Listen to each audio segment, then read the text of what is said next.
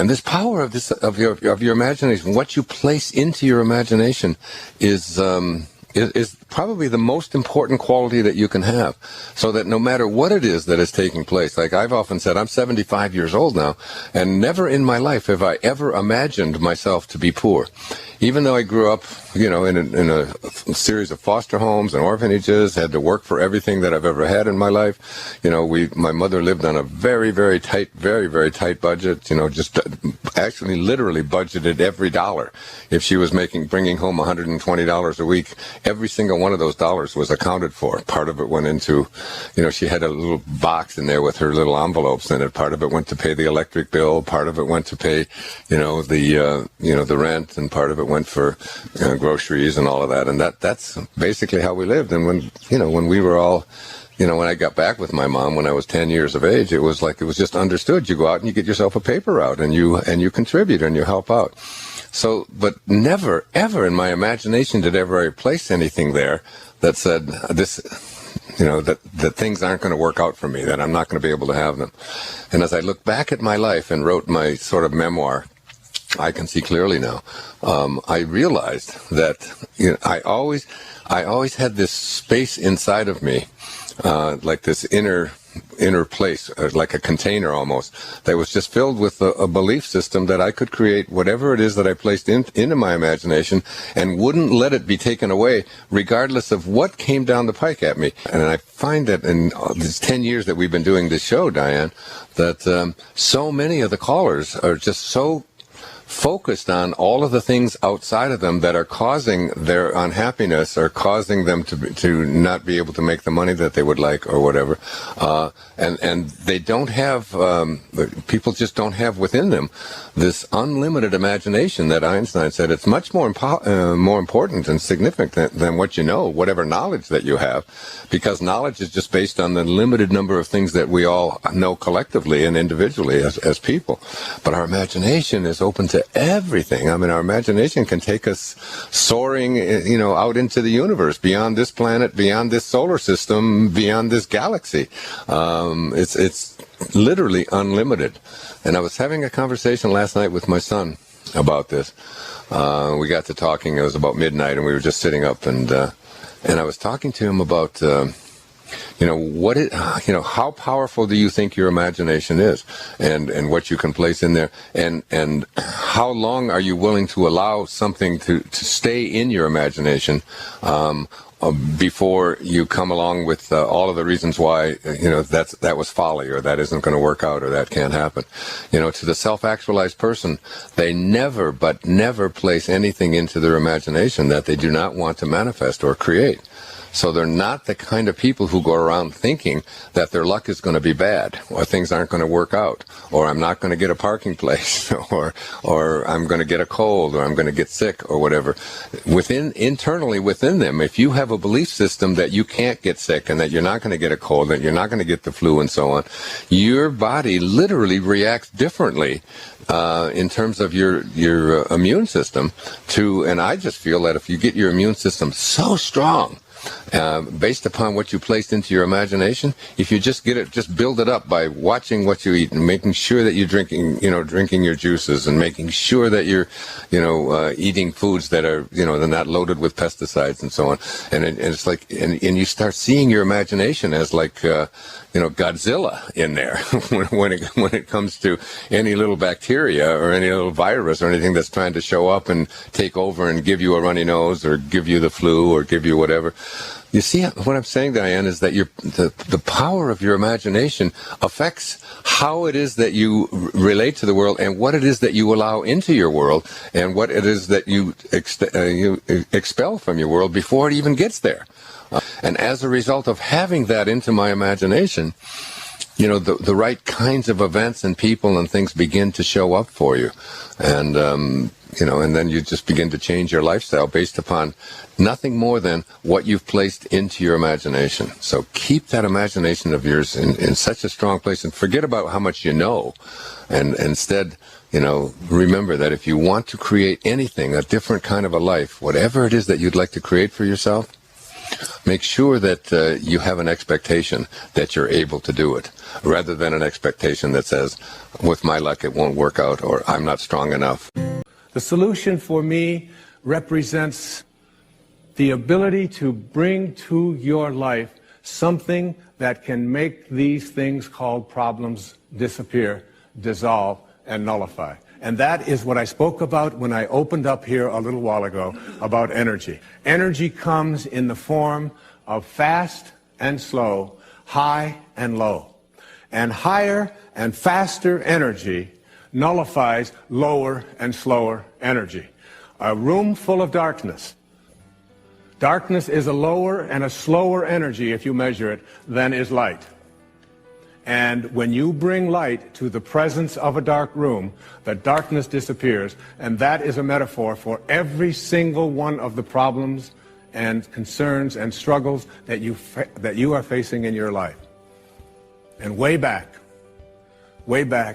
800 years ago, there lived a little man who gave up all of his possessions. He lived in a little village in Italy, near Florence, called Assisi. And we named one of our most famous cities in America after him.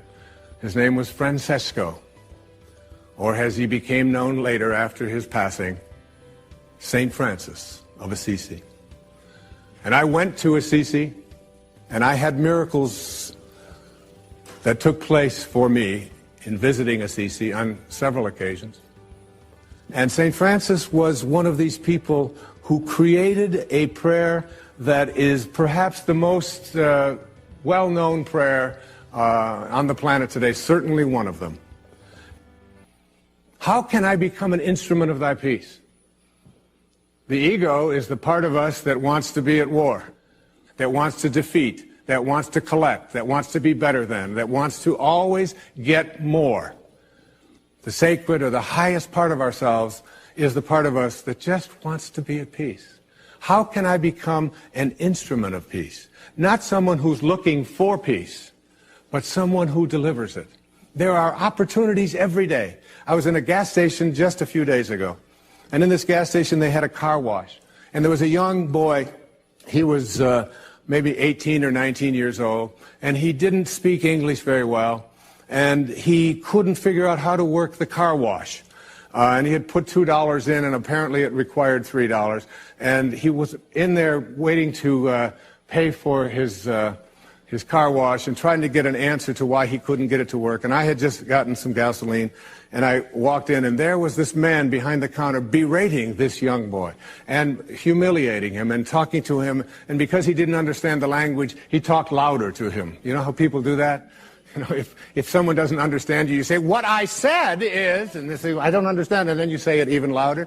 Well, that's what he was doing to this young boy. And I saw this is an opportunity right here, in this instant, to be an instrument of peace. And I put my arm around the young man, and I said, "Come with me." And I walked out to the machine, and I took $1, and I put it into and he walked away, and he was just so happy. One tiny little incident. These kinds of things, I suggest to you that you take this day and look for 5 occasions to be an instrument of peace. And you'll find one when you're on your way home, on the freeway. You'll find somebody who isn't going to let you get in. You find somebody who doesn't want to let you pass. And instead of giving them a hard time or being angry at them, try sending something called peace their way. There's a wonderful line that I have on the dashboard of my car. It says, "I can choose peace rather than this." And it's always a reminder that no matter how what I'm experiencing in my life, I want to be an instrument of peace. It's been said that the 3 most difficult things to do in the world are this. The first is to send love in response to hatred. The second is to defend the absent. That is, whoever's being gossiped about, you become their spokesperson. I do this with my children all the time when they're all saying this and then she said that and he said that. I'll say, "Excuse me, but who is defending the absent person here?" "Well, why should anybody defend her?" I'll say, "Well, I'll just take her position right now if you don't mind." And the third is to admit when you were wrong. And it doesn't mean necessarily to say, "I just made a mistake." It means to say, I have been making the wrong kinds of choices in my life with my mind. I've been putting my attention on what I don't want, on what others want for me, on what the world ought to be, on what it used to be, and I can't understand why it just keeps showing up. What I don't want, what others want for me, what I despise. I have to admit, almost I have to rewrite my agreement with reality. And so much of what St. Francis was speaking about back in the 13th century, because he was a man who was ridiculed wherever he went. And he was just out there trying to teach people to bring the solution, spiritual solution to your problems. If hatred is existing in your world, that's an energy field. It's a lower and a slow energy than the energy of love. If you can bring love to the presence of that hatred, it will be nullified just as if you were bringing light to darkness. But for most of us, what we do when we see hatred is we respond in kind to that hatred. Whatever choice you make in every interaction you have, make the choice to be at peace, your sacred or higher self says. Whereas your ego says, oh, no. It's much more important to be right. And so we find people in relationships struggling a lot. And one of the things that they struggle about is who's right and who's wrong. Most of the fights that you have in your relationships really basically, oftentimes you forget the details. But it's basically about who's right and who's wrong. So that if you want to have your higher or your sacred part of you ruling in your life, I suggest this to you. Practice being kind rather than right. When you have the choice, and you have the choice in your relationships with your spouse and your ex-spouse, with your parents, with your grandparents, with your in-laws, with strangers on the freeway, with flight attendants, with waiters, with whomever you interact, if you can just subdue this ego part of you which says, it's important for me to be right, which will introduce you to stress and anxiety and fear and so much of the stuff that I talked about earlier, and instead say, how can I suspend this part of me and allow the part of me that wants to be at peace, that wants to be happy, that wants to be fulfilled. And if I said to you, I'm going to give you a magic wand, and with this magic wand, I am going to allow you to just wave it and get anything that you want. Whatever you want. You can have this, you can have this car, you can have these nice clothes over here, you can have this home, whatever it is. Or I said to you, in lieu of that, I'm going to give you another wand, and you can wave this, and for every moment for the rest of your life, you'll be at peace. Whatever comes along, you'll be able to choose peace. And basically, we know that we're only here for a very short time. And being able to choose peace, which is what the sacred part of you begs you, the higher self. Once you get that, you begin to shift away, and you stop telling yourself that the people who are close to me, in relationship with me, are the people who don't belong there. I remember my wife and I, we often talk about this, and we've been together a long time. We've had many children together, and we have a very wonderful, loving relationship. Thank you. But we'd often, and one time I said to her, or she said to me, you know, we love each other, but this doesn't sound like love. Sometimes the way we talk to each other doesn't sound like love. Let's practice with each other, being kind rather than being right. And it was transformative that when we had that walk. And doing that with your children, and doing that with a waiter. I mean, a waiter who comes to you and is like, you know, hassled and frazzled and has been busy and all of that, and your ego says, wait a minute, I'm here and I'm important, and I have a right to be served, and I have a right to be served now. That's the ego part of you. If you can suspend that and say, you know, you are a lucky man tonight. You got somebody who's dealing from his sacred self. And I understand. And you take your time, and you come to me, and you bring it at your convenience, whenever you can. I'm willing to suspend and you know what? You'll get served so fast, and with such gratitude, just for being kind, if you practice it. Every single one of us are in relationship, whether it's with our husbands and wives, with our ex-husbands and wives, with our children, our grandchildren, whether it's with people we drive along the freeway next to, whether it's with waiters and waitresses or baggage handlers or flight attendants or people that we are in line to get into the movie. We're all in relationships, and we interact with each other all the time. And probably the best lesson that I've ever learned in my life about how to be in a relationship in a way which is powerful and happy and fulfilling is to remember this sentence. When you have a choice, and you always do, to be right or to be kind, start picking kind. The ego part of us wants to be right. How dare you not serve me as fast as I think I deserve to be served? How dare you say something to me? And immediately we want to make that other person wrong and make ourselves right. But there's a part of each one of us that wants to be happy, wants to be at peace. And that part of us says, it doesn't matter whether you're right. It doesn't matter about your ego. All you want is to be at peace, so pick kind. This kind of an attitude, if we had more of this, not only in our own personal lives, would we improve virtually every relationship we have with all of the people closest to us and all of the strangers we interact with.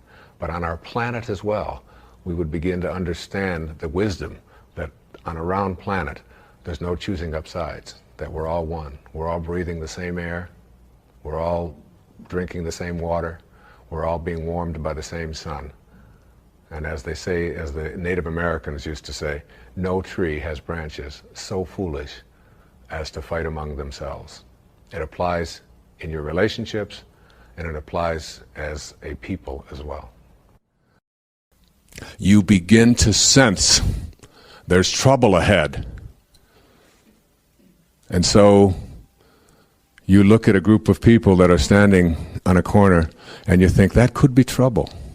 And your intuition says, run around them rather than next to them. And you run and you avoid that. And something tells you when you're walking out of a parking lot, there's some intuitive sense that says, I think I should have somebody accompany me when I'm doing this. And you listen to that intuition. Sometimes it isn't there and it's not necessary. When it's there, you pay attention. You begin, synchronicity isn't any more confusing than the thought that exists between a mother and her baby. It's not any more difficult to understand than the idea of a remote control in your television set. And when we then have these synchronistic events in which we access our intuition, and what I'm suggesting is that when you reach these higher frequencies, intuition, insight, creativity, all of these things become negotiable. You can access them. You have the knowing. Because when you form a picture in your head of what you would like to attract into your life, you can begin to attract abundance and virtually anything else that you put your attention on. It's a law of the universe. Get that picture. See yourself as if you already are what you'd like to become. And every great artist, every great thinker is able to do just that. They have been able to see themselves as completing something. Do you know how difficult it is for so many people who get into a doctoral program? I think the statistics are that out of every 10 people admitted into a PhD program, 1 completes it. 9 out of 10 never complete it because they can't picture themselves writing a dissertation. The reason that I knew when I entered a doctoral program and was told that 9 out of 10 don't complete it, I already saw myself as having my doctorate. And I just knew that that was something that I had to do. And I suggest that there are people right in here, there are physicians in here, who probably entered medical school. There's a lady right here in the front who entered medical school. How many women who enter medical school complete the entire process and become medical doctors and have a practice? It's getting higher, but the statistics are against you as you enter something like that.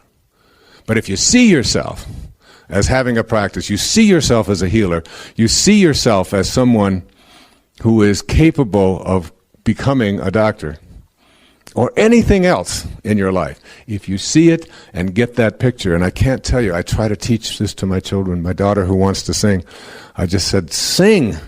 See yourself as a singer. Get that picture, and no matter what comes your way, don't ever let anybody ever tell you that it won't happen. You can let them tell you, And all you have to do is use that as a way to step into the gap and then out of the gap over here into the world of spirit and bring that energy of knowing, that energy of insight, that energy of intuition.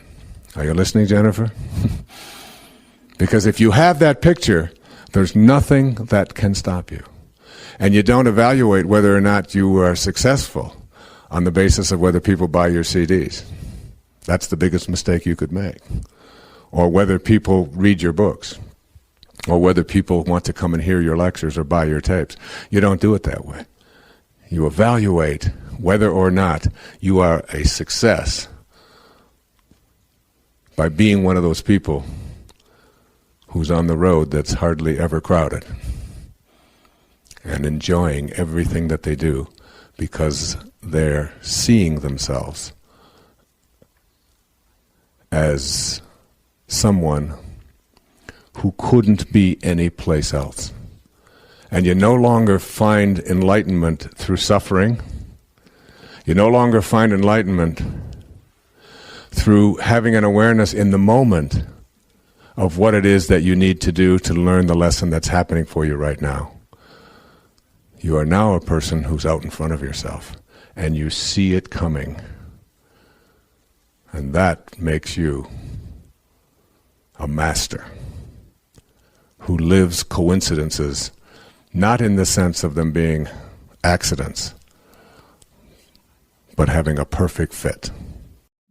I think the most important thing that you can get out of this is to understand that you are a choice-making individual, and that all of the conditions that you find yourself in your life, all of the circumstances of your life, all of the emotional reactions that you have to all of the people and all of the things and events and so on that take place in your life are really choices. And that's a very difficult thing for a lot of people to get, because they're raised to believe that I can't help the way I feel. I have a right to be miserable when somebody treats me in a certain way. I can't help it. I've always been that way. It's just my nature. It's just the kind of person that I am. This waiter was directly from Italy and was serving this wonderful pasta and all of these things. And he was a madman. He was a maniac. Every customer was getting him all upset. He would talk to the other head waiters and running back and forth and getting himself all worked up. Finally, I said, come on over here. He said, what are you doing this for? I do this all the time. You do therapy wherever you go, right? I said, what are you taking this so serious? All you're doing is serving spaghetti. It's no big deal. I said to him, you know, before you're 50 years old, you're going to have a heart attack. Guarantee it, if you continue to behave that way every day. He said, look, what do you expect from me? I'm Italian. So, oh, well, that explains it. I mean, his rationale for his behavior was, I can't do anything about it, I inherited it. You know, I just got deficient anger genes. I mean, I've heard kids say that, you know, when they're failing math. I can't help it. My father was lousy at math, my grandfather was, I inherited, you know, deficient math genes. It's just not my fault. I can't do anything about it. The fact is that anything that goes on inside of you that is immobilizing, that gets in your way, that keeps you from functioning in the ways that you would like to function, that stops you from reaching your goals, whatever they may be in your life, anything inside, you choose. It's yours. You own it all. And if you don't like anything about yourself, anything, are you shy? Are you nervous? Are you afraid? Are you somebody who can't handle getting up in front of groups because it scares you? Are you someone who gets angry too much? Do you find yourself being manipulated and controlled by other people too often? Are you afraid to stand up for what you believe? Are you a terrible cook? Are you lousy at tennis? You haven't got a backhand? Whatever it may be, it doesn't make any difference. You are the sum total of the choices that you make in your life. If you don't buy that, if you buy into another system, which a lot of psychologists will teach you, which is, it's in your unconscious. You can't help it. After all, you're a middle child. What do you expect from a middle child? You know, certainly can't have any identity of your own. Or maybe you're an only child. Oh, God. Maybe you're the youngest of 12. You had 11 parents, all your life. Somebody telling you what to do from the time or maybe you were the oldest and you had to be a parent for 9 others or whatever. You can use any excuse that you want, or you can just say, the devil made me do it, or it's God's fault. A lot of people blame God. God and mother are most responsible for all of the things that are wrong with us, The classic, the one I heard over and over and over again in all the years, and I announced it on network television one night. I said, I came here tonight for one reason. I want to tell everybody in America that your mother liked your sister better. I heard it every day for 20 years. It must be true. I can't do it. My mother liked my sister better. No wonder I get it. She was the one that got all the attention. I didn't get anything. Her pictures and all the photographs. Nothing for me. I know some of you don't have a sister and you think, well, then that's not the reason. She wanted one. Really. And she would have liked her better. I guarantee it, It's taking responsibility for everything that goes on in your life, which is what Wayne Dyer is about, if you really want to take it home to anybody else. No blame is allowed for anything that goes on in your life. Virtually everything in your life boils down to what kinds of attitudes, what kinds of beliefs do you have about any given situation. You try to set your expectations in such a way so that you understand that your life is nothing more than a series of choices. So if we begin to shift our statements, the statements first of all that we say to ourselves, and then the statements that we say because and so what I want everybody who's listening today to do is to take a look at all of the things in your life that you don't like, that aren't working the way you would like them to work, whether it's in your relationships, whether it's financial, whether it's with your health, whether with your job, with your friendships, or whatever it might be. And instead of saying, and when you ask yourself, now, how did it come to be this way? Kind of go back and go all the way back as far as you can go to even being a young boy or a young girl. And how many times have you heard or said the words that were predictive of this showing up in your life? And then get to a place where you start to change that around. And you have not only a different set of expectations, but a different way of making decrees, so that you decree that things are going to work out, that your prosperity is on its way, that your relationship is going to improve, that your health is something that you have control over. I'll give you an example of this, and then we'll open up to the phones. My daughter Serena is here, who's written a book called Don't Die With Your Music Still In You. It's a book that I give out on the show to people who call in, my experience growing up with spiritual parents. And she has a new little baby. Her baby's name is Sailor, and Sailor is 3 months old. Now, Sailor has something called acid reflux, that so that her stomach, so when she's nursing or when she gets her bottle or whatever it is, she starts throwing up a lot. Now, my daughter Serena has had this her entire lifetime, from the time that she was a little girl, and her mother, my wife, also had that when she was a young girl. It's this thing called acid reflux, okay? And they have little prescriptions for it, Prilosec and things like that people take. It's sort of predictive of what Serena has experienced for herself in her whole life. So I said to her yesterday, I said, honey, do you realize that that little baby who came out of you shares your DNA and shares your blood and is as, just because the cord has been cut, but is just as connected to you, spiritually and metaphysically and mentally, is just as connected to you as if she were inside of your womb. And that you had this experience yourself, and rather than already setting up this decree that Sailor's going to have this, is just something she's going to have to struggle with. My mother had it. She has, I had it, and now she's going to have it. I said, you have the capacity to communicate with her and begin to program into her subconscious mind from the time that she, and every time you look at her and see her, she can, when you look at her, she looks at you different than anybody else because you're her mother, and she looks into your eyes and all that. And instead of telling her that you have acid reflux and I'm really sorry, I'm going to give you more milk than you need and you're going to have this for a lifetime, I said, you have the power to heal this.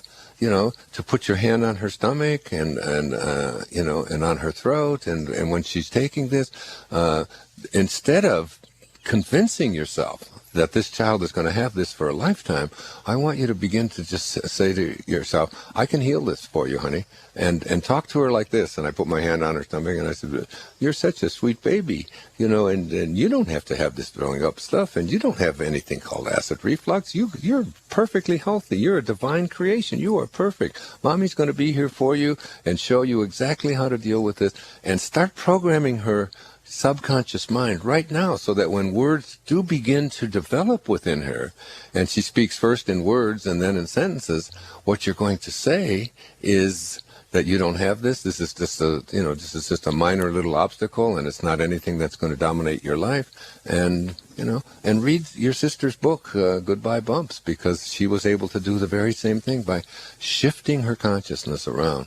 So, we get programmed from the time that we're little, about what we can do and what we can't do, how fast we can run, how much we can lift, how athletic that we are, how good we are at mathematics, how, whether or not we're coordinated, whether we can dance, whether we can do a headstand, whether we get, it's just almost every few minutes of our life, there are these decrees coming out of us. And you don't want to have any decree coming out of you that isn't predictive of what you would like to attract and create for yourself, versus a decree that says, it's going to be difficult, I can't make it happen, my luck is never going to work out, I've been sick, this runs in our family, my mother had it, my grandmother had it, and on and on and on and on it goes.